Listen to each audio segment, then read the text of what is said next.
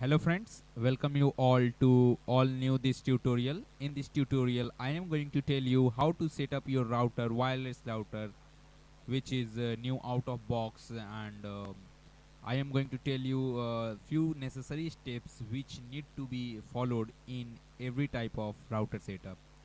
Okay, first of all you need to know what is your default gateway IP address in order to configure your router.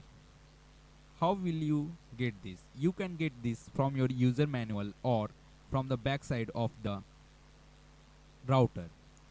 Simply I am showing here a picture in my video that will show you my own router's backside picture, where there is a serial number, there is a model number, there is a hardware versions definition, and also the default gateway.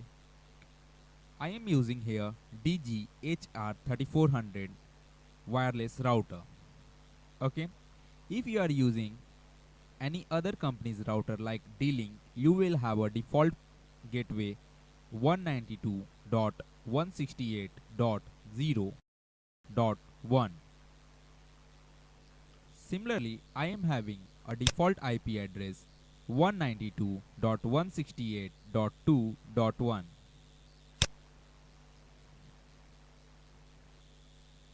When you usually load this,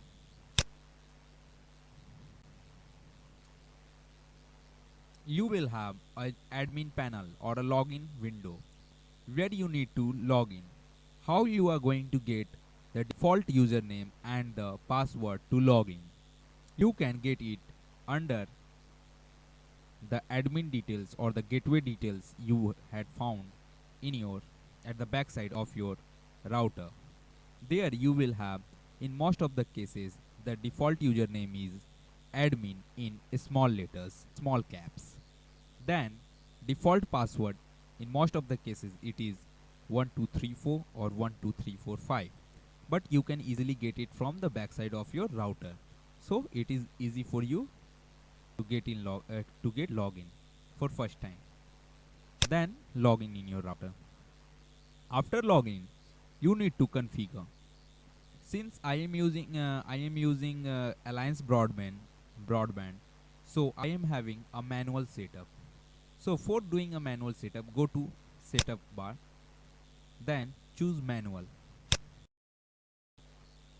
Here you need to give a static IP address since you are having a static IP. Then your IP, subnet mask, default gateway, and DNS server and all. And you need to also give a MAC address, which may be from your PC or from your ISP provider, internet service provider.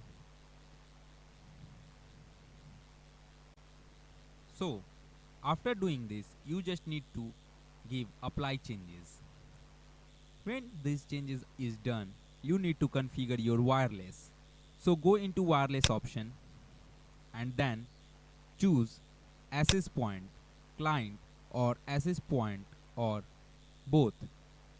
The mode you will choose, it will configured as follows. Then go to the name SSID of your network.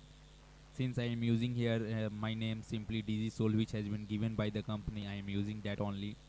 Then bandwidth, keep the bandwidth in auto 20 or 40. It will be better for your connection. Then security, we all use WPA PSK, and then the shared key. Here I am using my own shared key. So hope you understand this. Then click on apply button. This will configure your router. After configuring your router, simply cut this. After clicking apply, simply cut this window. Your router is now configured.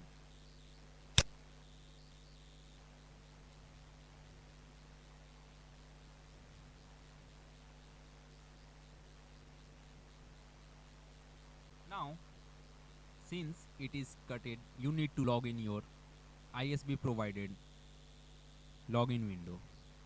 Since I am using Alliance, it is having a default gateway 10.254.254.19. You can log in your own gateway and you will see that it's working. So the things you need to remember is number one, the default IP address which you need to log in your router.